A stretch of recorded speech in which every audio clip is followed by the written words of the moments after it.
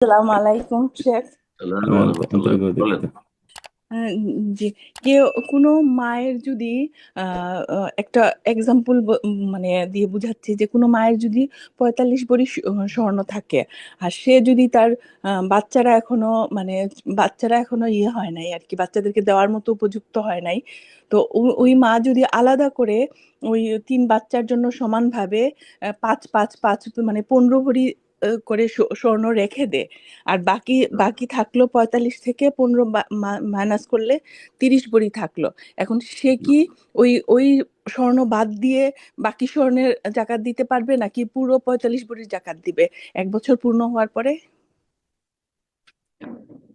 রাসূলুল্লাহ সাল্লাল্লাহু আলাইহি ওয়াসাল্লাম হাদিসে রয়েছে, কেউ যদি জাকাত কম দেওয়ার জন্য হিল্লা করে, মানে ডানে বামে চোরা রাস্তা খুঁজে, যে আমার তো জাকাত মেলা লেগে যাবে, তো আমি এদিক সেদিক করে দিই, তো এরকম যদি করে এটি হারাম কাজ।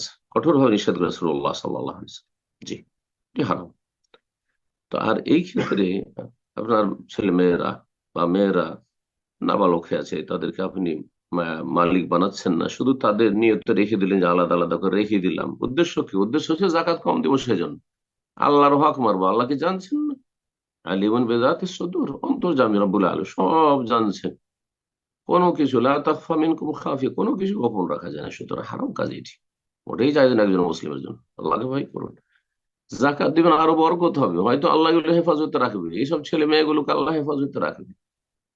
আর যদি একান্ত দেওয়ার নিয়ত থাকে যে দিয়ে দেবো, তো সাথে সাথে তাদেরকে হেবা করে দেন। হ্যাঁ, দিয়ে দিলাম, যে সমান সমান করে ছেলে মেয়েদের ভাগ করে দিয়ে দিলাম, এটা মালিক তোমরা। কিন্তু এই নিয়ত কখনো না থাকে যে আমি এভাবে দিয়ে দিচ্ছি, তারা নাবালক হয়ে আছে, তারপরও এই জন্যই, এই উদ্দেশ্যে যে যাতে আমাকে জাকাত কম দিতে হয়, তাহলে আপনি কাবিরা গুনাহ করলেন। বারাকাল্লাহ ফিক।